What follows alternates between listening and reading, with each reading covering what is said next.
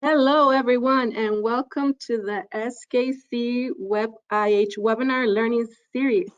My name is Lucineta Alvarado, and I am the corporate CIH and the technical services manager at SKC Inc.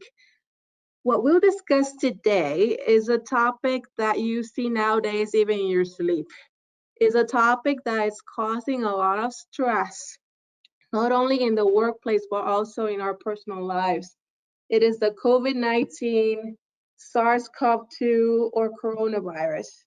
This microorganisms is causing a lot of issues, and many people worldwide is being affected by it directly and or indirectly. With me is the president of SKC Inc., Mr. Doug Dewis. He will be the panelist that will assist with the questions at the end of this webinar. Before we start, I have to give a shout out to our marketing and IT department and everyone who was involved in this, in setting this webinar. Thank you so much for all your help. Before we start, there's some housekeeping items. The recording will be available after the webinar. If you have any questions, you may submit them in the WebEx box, which is located in that main screen for the webinar. And at the end of the webinar, we will have like 5 to 10 minutes to answer these questions. If by any chance we're not able to answer all of the questions, we will create a question and answer sheet with all the questions and all the answers, and it will be distributed to you with the recording and the copy of the slides. This is the agenda for today. We will discuss what is the coronavirus, the symptoms, the confirmed cases at the times, and then potential workplace exposures. We will share with you what SKC has been doing to address this emergency, and also the resources used in the development of our response plan. Last but not least, we will share sampling solutions we have identified to address the virus and analytical methods available at this point in time. As a caveat, the information presented is based on the information available at this time. This is a new virus. The guidelines, analysis, and information in general changes by the minute. SKC is constantly following up to provide the most accurate information for you. We are not epidemiologists or virologists. However, we are providing this information to you as guidelines and potential solutions on how we deal with this new virus. All right, what is coronavirus? This information you may already know, but it is a large family of viruses that causes illness ranging from the common cold to more severe diseases like the MERS-CoV in 2012 and the SARS-CoV in 2003. This current virus is a respiratory illness that can spread from person to person. We have seen so many names from this new virus. According to the World Health Organization, the disease is called COVID-19, and the virus is called Severe Acute Respiratory Syndrome, Coronavirus 2, or SARS-CoV-2. Why does it have different names? The WHO chose the name for the virus because it is genetically related to the coronavirus responsible for the SARS outbreak in 2003. While related, the viruses are different. WHO announced COVID-19 as the name of this new disease on February 11, 2020, following their own guidelines. Now we can understand the language in the news when they talk about the disease and the virus.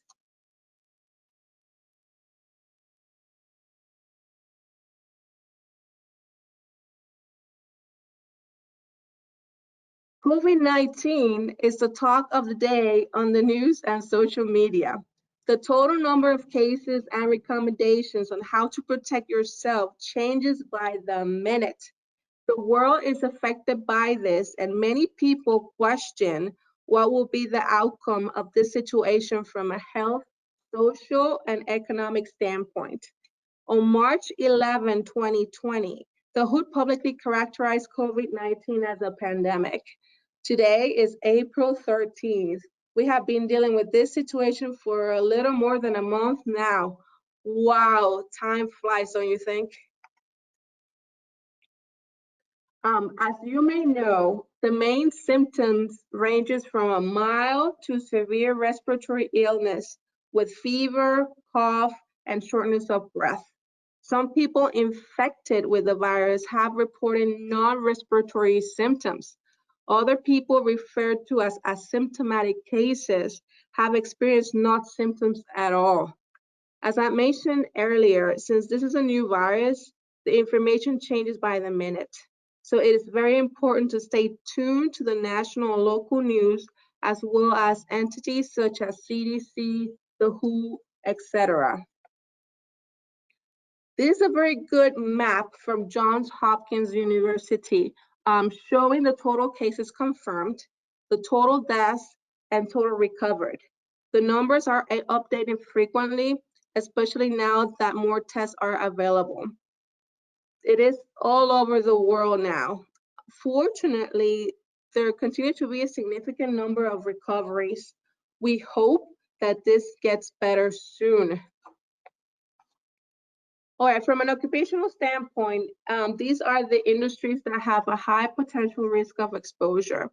All of these have one thing in common with the virus. They interact with people. Because the virus can spread person to person, employees with these industries are at high risk. We have to give a big shout out to those individuals that work on these industries. If you're listening to us right now, thank you for all that you have been doing to treat and protect us. Please stay safe out there. All right, we're gonna switch gears a little bit. We're going to share with you what SKC has done at our sites to minimize the exposure to the virus and to keep running our businesses. I hope this information is helpful. We are very, very proud with what we have accomplished so far. We are following the emergency management principle that includes the preparedness, response, recovery, and mitigation.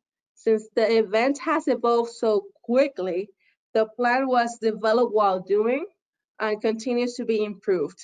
We were working on the plan even before the COVID-19 was considered a pandemic. We were right there on the roll. We're not doing this alone, and we're using many resources such as the CDC and WHO websites, OSHA guidance on preparing workplaces for COVID-19, and also the book, The Role of the Industrial Hygienist in a Pandemic from the American Industrial Hygiene Association. These are great resources with clear and organized information and very useful during these difficult times. This was the procedure, excuse me, that we followed to prepare the emergency plan. I will describe them briefly, like each of the components in the upcoming slides. All right, as an industrial hygienist, the process starts with a hazard recognition or a risk assessment.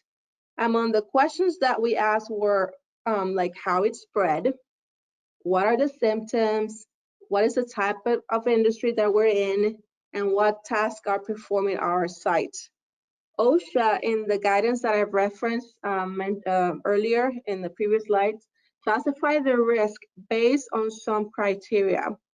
After evaluating the questions and the criteria, our risk level is low at our production facility. And there is a limited public access, so we follow the recommendations for the low risk category. We are following a more conservative approach in some areas as we want to ensure our employees are safe.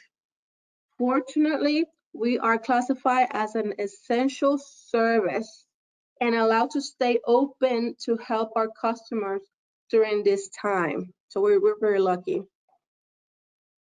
From an administrative and work practices standpoint, we put together policies based on what you have seen in the slide.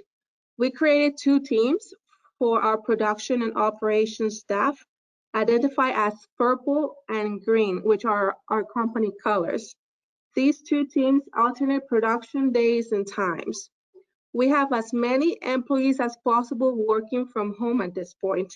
Travel is suspended at this time, and we have very strict housekeeping policies. Based on the plan, we have trained our employees in the practices and guidelines established by our sites. We also established policies for visitors and deliveries. They are aware of what we do or what to do when coming in our facilities. We also have criteria when we identify case contacts. If there is an employee that got in contact with a suspected case, we discuss the situation and advise the employee to stay home for approximately 1 to 2 weeks and monitor the symptoms. After that time frame, if the employee doesn't show the symptoms, then he or she can come back to work following the implemented practices. As I said before, we have strict procedures on housekeeping and hand washing following the guidelines provided by the CDC. Each department has protocols in the disinfection of equipment and common areas. We also follow the cough and sneeze etiquette. For an employee relations standpoint, that includes how we run the business. We establish effective communication to avoid that stigma and resiliency. And so far, we are open for business and things are running good under the circumstances. So we're pretty happy about that. Thank you to our marketing and communications department because we have created posters, emails, web-based communications to our employees and also to our customers regarding our status, recommendations to follow during this emergency, and also other important information. Like other companies, we send letters and messages from the president related to our status. We have an emergency responders on call in case there's an incident or an emergency that may happen on site. We also developed an automated phone and text message system where we contact our employees with updates and or changes in the established protocols. As far as engineering controls, we did a walkthrough to verify that our systems are working appropriately. Because we are at low risk, there was no need to add controls. In our case, we don't have a triage location and we are not screening the employees in terms of like taking their body temperatures. Fortunately, and knocking on wood, we haven't got any confirmed case. However, we are prepared to take the temperatures and to screen people in case we have a confirmed case on site. What we do have is quarantine locations for those packages and mail that comes in the site. We're keeping those packages in that area for like approximately 24 hours before they go in the buildings. As far as personal protective equipment, we evaluate the need for additional PPE. Keep in mind that when selecting PPE during this virus, you also have to keep the PPE already required in a workplace. At SKC, in addition to the usual PPE used during normal times, we have implemented disposable gloves used as needed, especially for the cleaning crew and also the homemade fabric face mask recommended for use by employees when away from their workstations. The photos that you see in the slide represents the hard work that our people is doing. Our president's wife, which is an excellent seamstress, made face masks for our employees to wear voluntarily at our site. Thank you so much for the time. Those were pretty cool face masks, actually. Respiratory protection is the biggest question. OSHA have enforcement guidelines during the COVID-19. The link that you see in that slide will give you access to those guidelines. SKC has been fortunate so far, but our plan includes the use of N95 respirators for any contact with no COVID-19 cases, and surgical masks are available if we have any employees that calm down with the disease, recover and return to work, or also in other situations. Other companies should also consider the use of eye protection and face shields when needed. Of course, everyone should get proper training on use of PPE. Keep in mind that OSHA and CDC guidelines are updated regularly, so please stay informed. Just an example here, OSHA has relaxed their policies on what type of PPE is allowed and requirements for annual fit testing for respirators. The CDC now recommends the use of face masks by everyone when in public. So please stay informed. Check those websites, look at the news, etc. After we took into consideration all the parameters discussed, we established an incident command team. It is typically used for other types of emergency like spills and fires, but we consider that this approach was the best way to establish the plan and stay focused. We have teams for the command, operations, logistics, planning, and admin and finance groups. Each of these teams was responsible for the tasks that are described on the slide, and we have periodic meetings to share information and make any change to the plan. We are extremely proud of how we have handled the COVID-19 emergency. There's a lot of stress and long days, but we are together working as a team beautifully. At home or our production site, we follow the recommended practices and everybody is safe. We're working very hard to keep our business running and take care of our customer.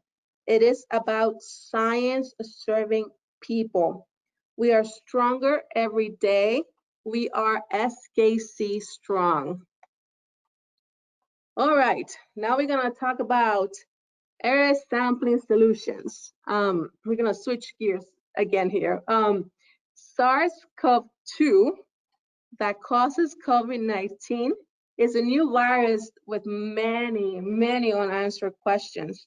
However, scientific professionals look to previous investigations of coronaviruses, such as the SARS-CoV, not the two, just the initial one, and the general principles of evaluating biological contaminants may also apply.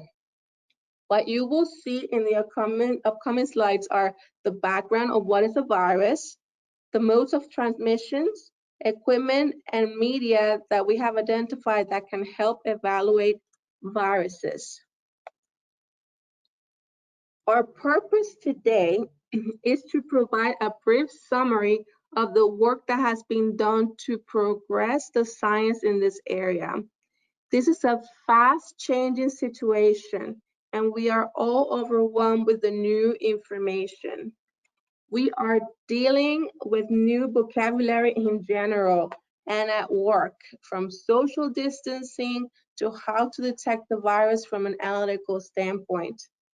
We should build on what has been done to answer the questions that have and will come up.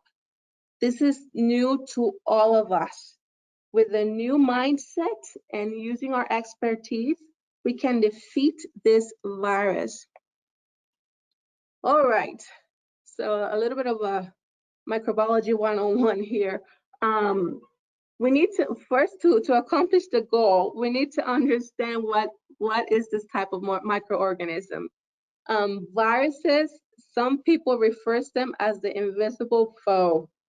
They cannot live by themselves, and viruses always need a host to survive.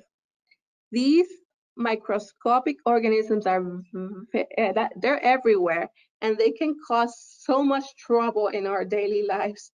from the common flu to a worldwide issue like we're feeling today, actually. It affects all living organisms and can only produce within host cells. The core contains DNA or RNA, single or double-stranded, and can only be seen with an electron microscope. They need a host to survive. Compared to other microorganisms out there, these are the most complex to evaluate and the most difficult to eliminate. You might ask why we should perform an air sampling for this virus. There's no standard method for virus sampling. It is not typically evaluated during exposure assessments of indoor air quality investigations. Therefore, why we should do this? Well, since this is a new virus, we can do more research to answer many questions like, what is the virus type of transmission? The testing can also be used for clearance after cleaning procedures in a hospital, for example, to determine whether or not the virus is still present in that area. There are a lot of uncertainties at this time, but this may be a good start. After the SARS outbreak back in 2003, there has been some research from the National Institute of Occupational Safety and Health, or NIOSH, and the CDC. In addition, a lot of research has been done in Asia, since this is a high population density location. We will highlight some of these research studies in the upcoming slides. Okay, before we go in on the research work, it is important to highlight that sampling for viruses is not an easy task due to the different factors. And this includes relative humidity, temperature, radiation, aerosolization medium, exposure period, chemical composition of the air, and sampling methods. Previous SARS-CoV investigations focused on identifying environmental contamination in infected areas and the potential for transmission to adjacent areas. Sampling approaches included swab sampling of surfaces and air sampling followed by the DNA-based polymerase chain reaction, which I'm going to call PCR, analysis. Consider that viruses are not routinely sampled in indoor air quality investigations because they're typically found in very low levels that are difficult to detect. SKC recommends that you seek guidance from a qualified environmental microbiology laboratory with the expertise in viruses before performing any air sampling or studies. Okay, this is the million-dollar question at this time. Is the virus transmitted by aerosol or is it airborne? Scientists have different opinions of this topic. There's some scientific papers that suggest that the new coronavirus can exist as an aerosol under very limited conditions. Others suggest if it could easily exist as an aerosol, we will see much of a higher levels of transmission. Then according to the rate of transmission, it seems like the coronavirus 2, which is the current virus, is predominantly spread through the droplets and not as an aerosol.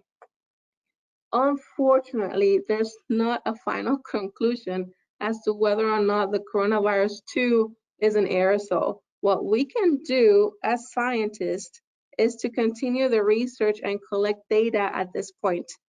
Also, we need to continue the recommendations to flatten that curve. Okay, now we're gonna talk about the differences between aerosol transmission and airborne transmission. From the aerosol transmission, some diseases can be transferred by infected droplets contacting surfaces of the eye, nose, and mouth. This is referred as to droplet contact transmission. The droplets containing microorganisms can be generated when an infected person coughs, sneezes, or talks. It can also be generated during certain medical procedures, such as like a bronchoscopy. These are too large to be airborne for long periods of time and quickly settle out of air. The aerosol transmission can be reduced with the use of personal protective barriers, such as like face masks and goggles. Measles and SARS are some examples of the diseases capable of droplet contact transmission. Now we're going to talk about airborne. Airborne transmission refers to situations where droplet nuclei, residue from evaporated droplets, or dust particles containing microorganisms can remain suspended in air for long periods of time. These organisms must be capable of surviving for long periods of time outside the body and must be resistant to drying. Airborne transmission allows organisms to enter the upper and lower respiratory tracts. Fortunately, only a limited number of diseases are capable of airborne transmission, and these includes the tuberculosis, chickenpox, and measles. I don't know if you noticed, but measles is in both aerosol and airborne. That is why it's very contagious. Okay, now we're going to talk a little about research papers here. The WHO had a recent scientific paper titled "Modes of Transmission of Viruses Causing COVID-19: Implications for Infection Prevention and Control Precaution Recommendations," or IPC. In this paper, there are some good points to mention regarding aerosol and airborne transmission. For example, droplet transmission occurs when a person is in close contact, like within like 1 meter, with someone who has respiratory symptoms like coughing and sneezing, and is therefore at risk of having his or her mucus, like in the mouth or nose or in the eyes, exposed to potentially infected respiratory droplets. Transmission of the COVID-19 virus can occur by direct contact with infected people and indirect contact with surfaces in the immediate environment, or with objects used on the infected person, like using a stethoscope or a thermometer. The airborne transmission may be possible in specific circumstances and settings in which procedures or support treatments that generate aerosol are performed. So some of the examples may be like opening, suctioning, or administration of nebulized treatments, those medical procedures. The WHO, from this paper, has very interesting conclusions based on the studies they reference in the paper. The first one is that they continue to recommend droplet and contact precautions for those people caring for the COVID-19 patients, and recommend airborne precautions for circumstances and settings in which aerosol generating procedures and support treatments are performed. These are according to their risk assessment. They also recommend airborne precautions for any situation involving the care of COVID-19 patients, and consider the use of medical masks as an acceptable option in case of shortages of respirators, such as the N95 respirators. Based on this information, it seems like the mode of transmission and recommended PPE depends actually on the situation. Okay, now that we have a better understanding on what is this virus and the potential mode of transmission, let's talk about the equipment, which I call IH toys, that can be used to assess the virus. What you see here is a snapshot of the bulletin that we create summarizing what is the new coronavirus and their air sampling options.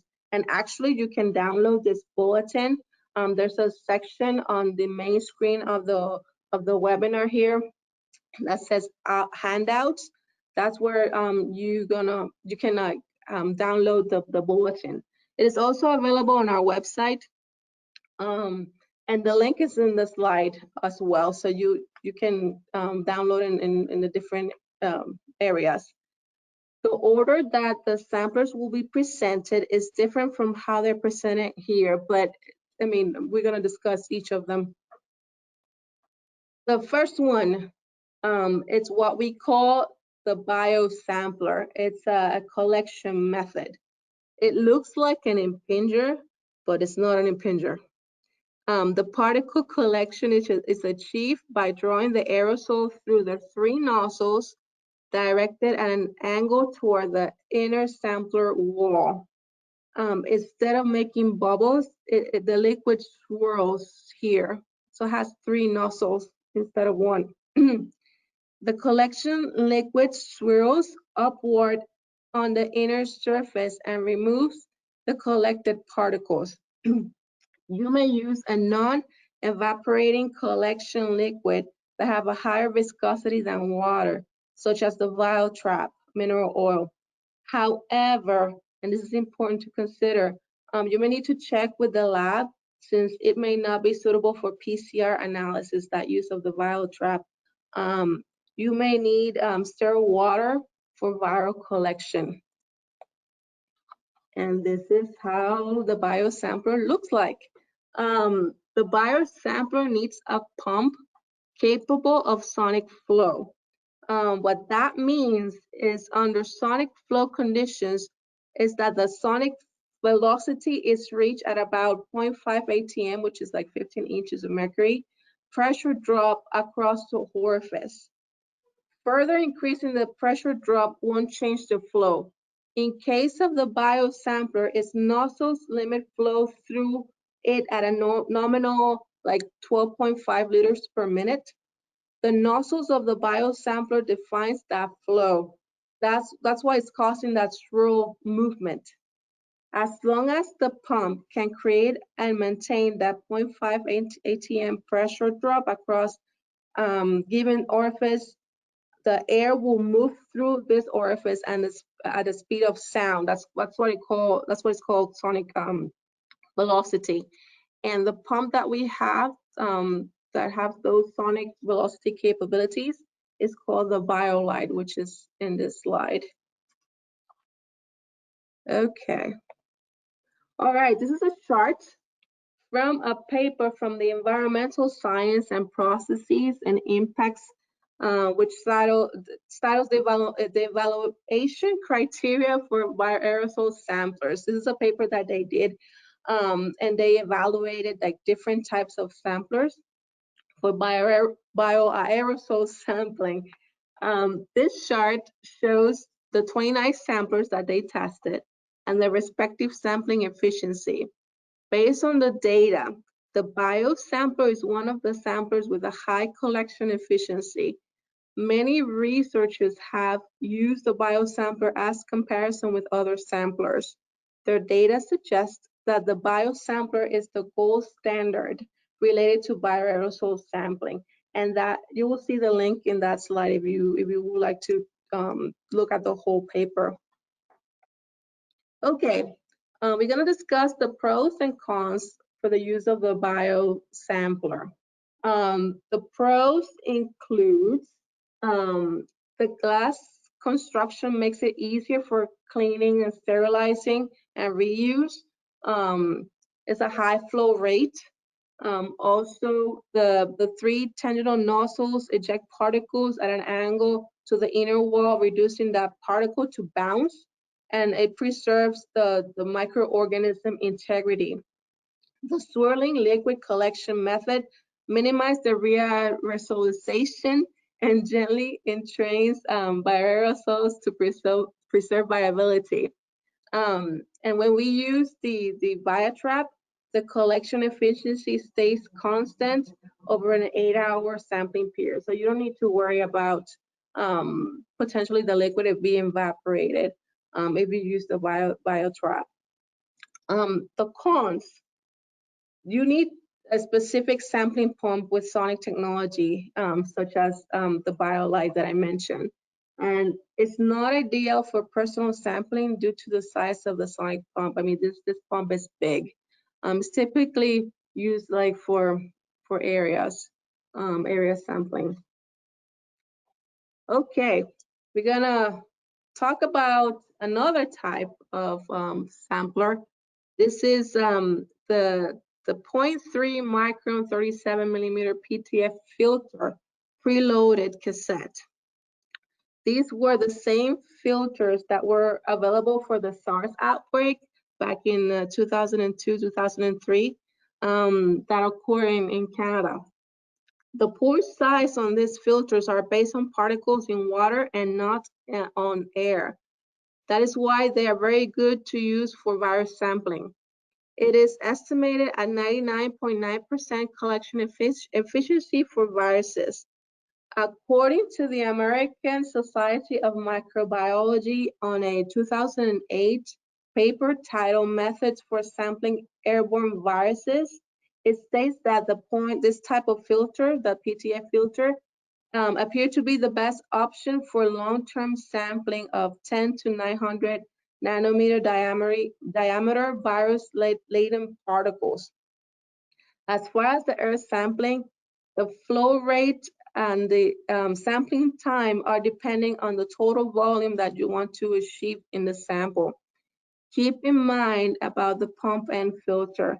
This filter may create back pressure if you don't have a good pump, and you may have problems during the sampling.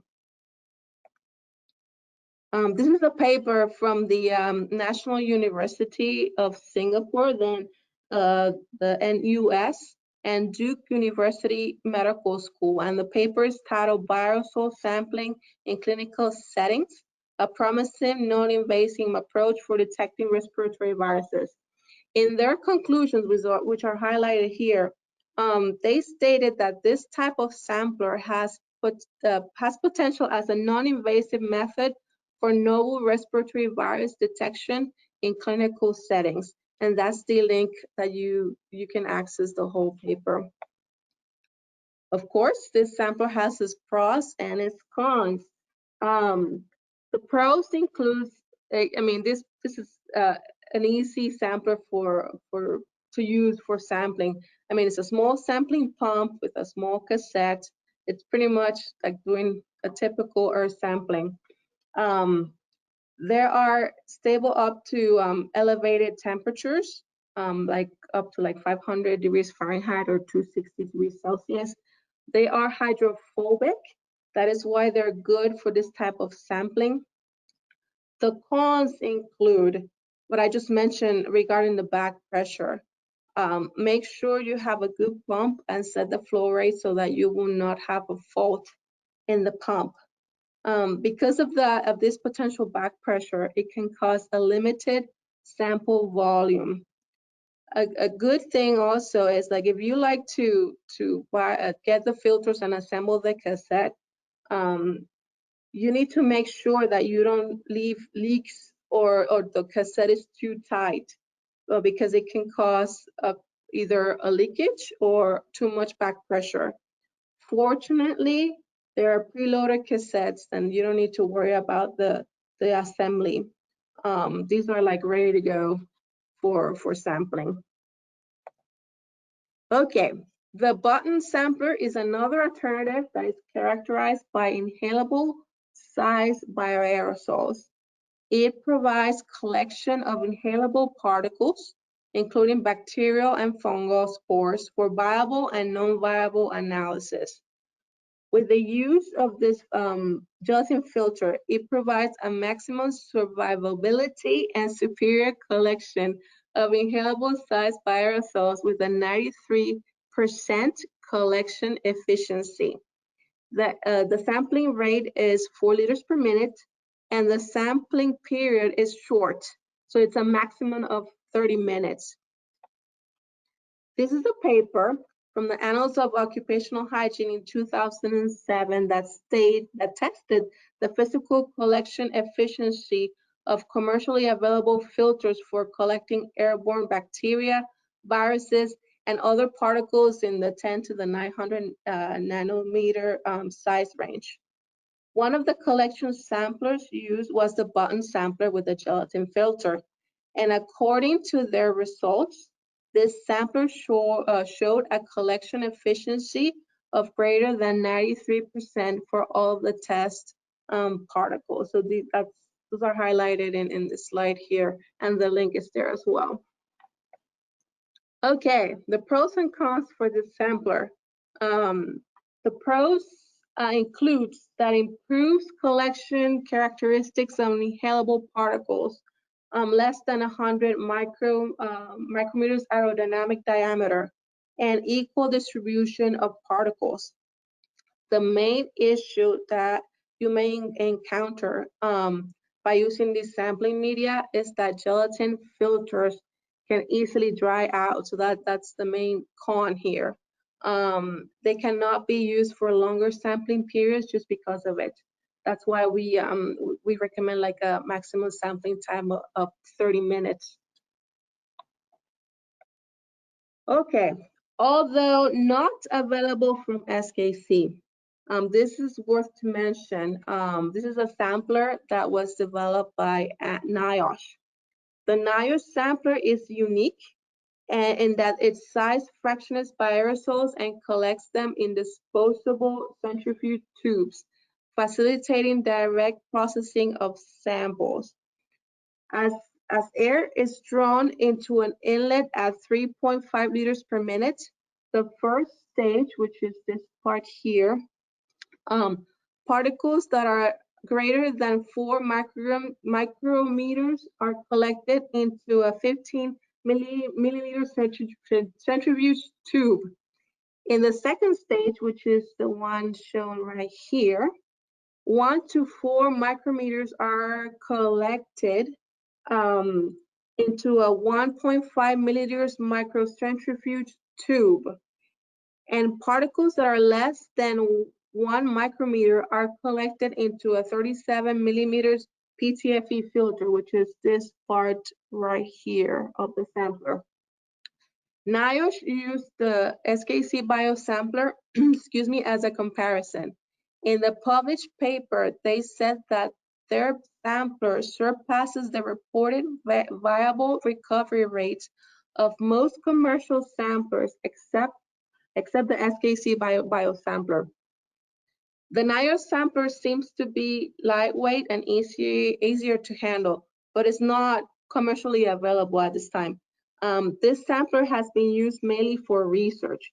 For example, in 2008, Duke and US Medical School used this sampler to evaluate airborne viruses on board MRT trains in Singapore, including influenza and also other viruses, which cause flu and flu-like symptoms. So these are photographs of how the sampler looks like and how it was worn during that study.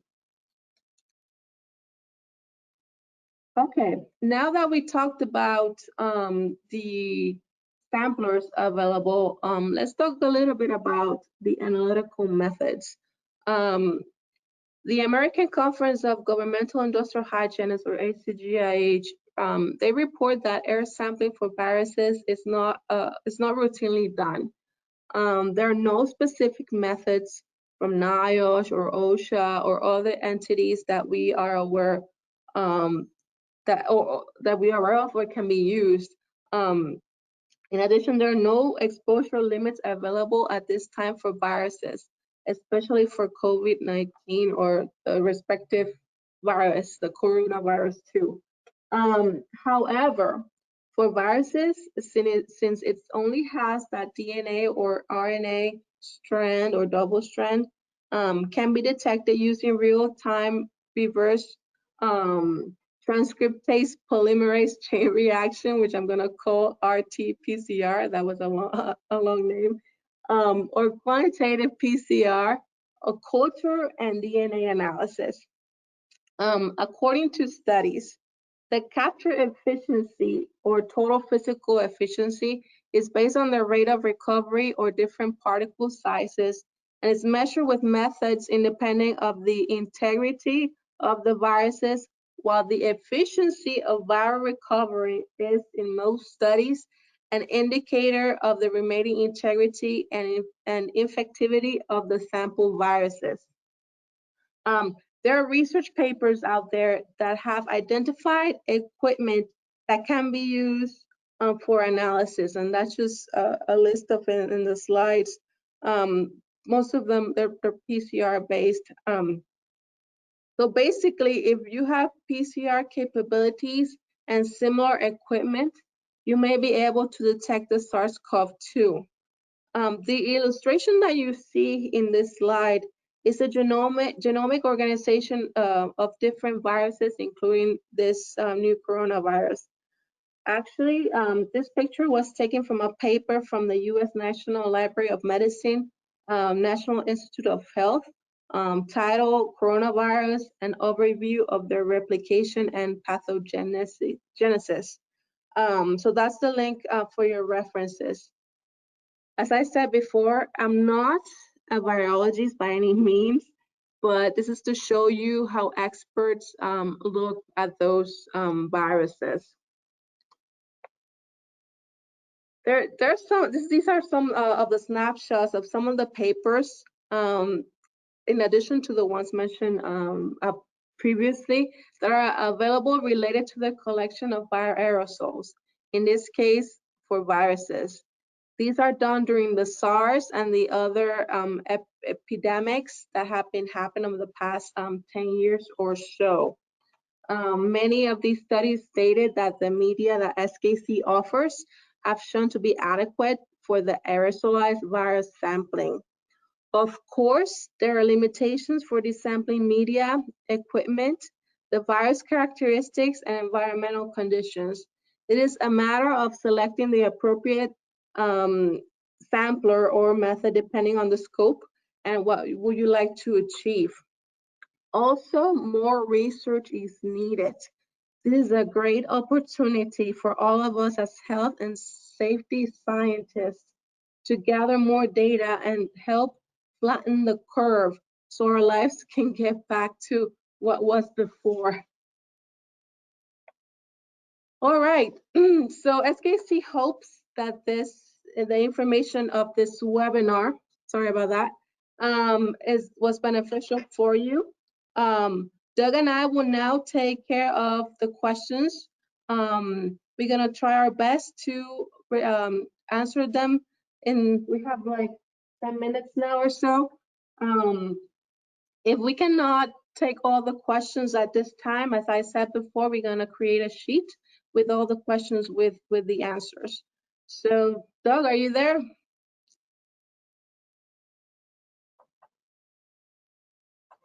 Thanks for your time today. Thanks again for your time, Lucinette, very good job. There are quite a few questions here, and we have 10 minutes, so I'll cover what I can. The first one that came in, well, before we get to the questions, I want to clarify one little point.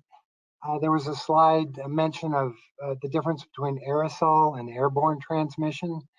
With the virus can be spread through aerosol transmission. One of the questions that needs to be answered or is under investigation is what about airborne transmission? In other words, if the RNA strand of the virus is in an aerosol, a sneeze aerosol, for example, and then that evaporates, there's still that particulate that could stick on a dust particle or something. And the question is, again, can that cause any type of infection, transmission? So I wanted to clarify that before I got into the questions. The first one is, how can you get the analysis done when the labs are already overwhelmed with personal sampling? And that's a really good question. Mm-hmm. The priority is, of course, the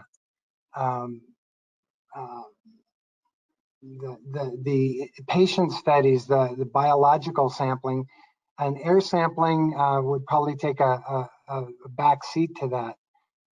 What I'd recommend is if you are a lab, or if you could recommend a lab or know of any labs, please let us know. We can put that information on our website and send that out with the question and answer things. SKC, we do not have a laboratory. We are only in the air sampling equipment business. So we don't have an analytical lab ourselves to test outside labs. Of course, inside, we do have QC labs and that type of thing. The second question is air sampling for COVID-19. What is the application? Is it for hospitals or for clearance in the area that was inhabited by COVID personnel previously? Lucinette, do you want to answer that? Those are good applications to do the sampling at this point.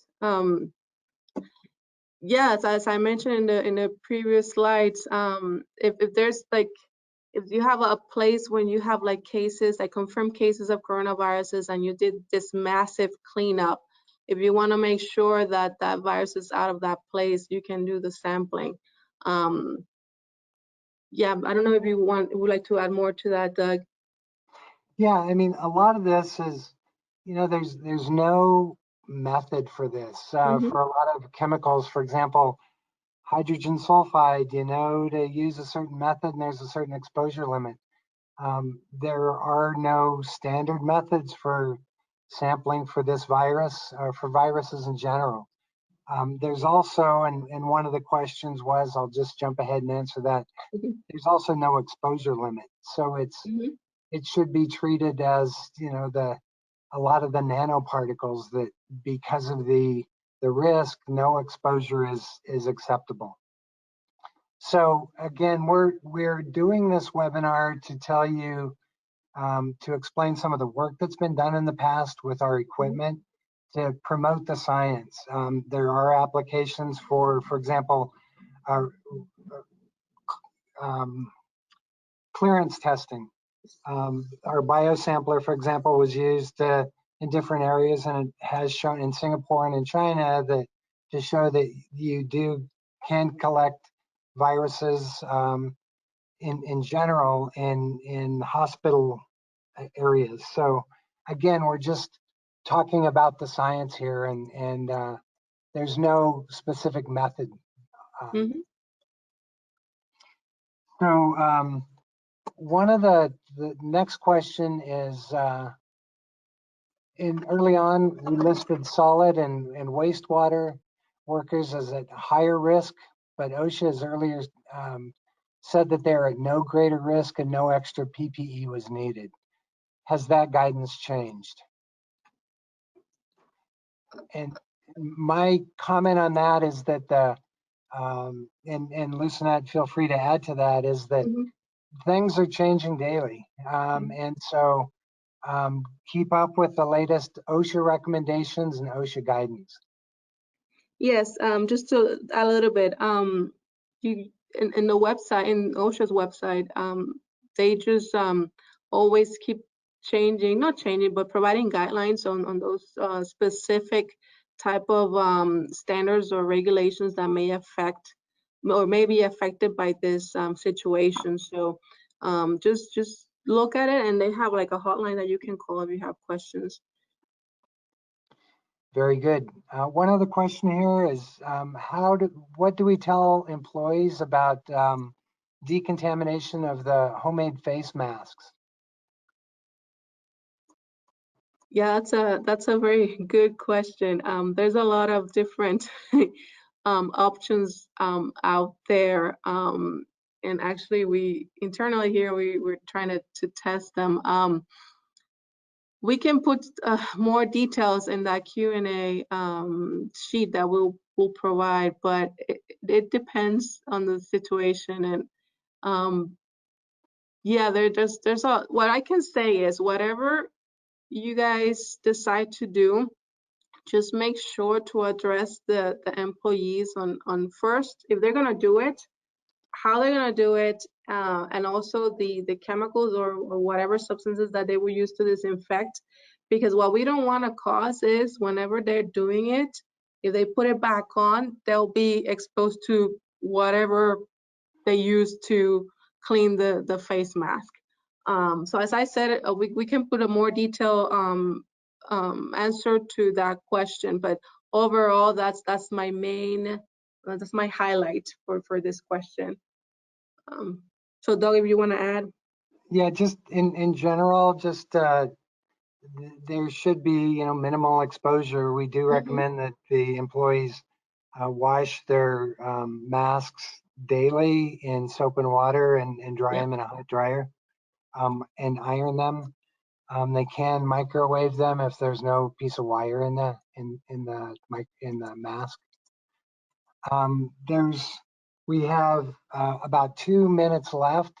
Okay. And there's been a lot of questions here about labs and whether or not there are any labs that we could recommend.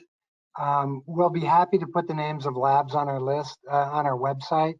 If you know of any or could suggest any, we'll follow up. We did reference in there the AIHA's laboratory accreditation program, the environmental microbiology labs.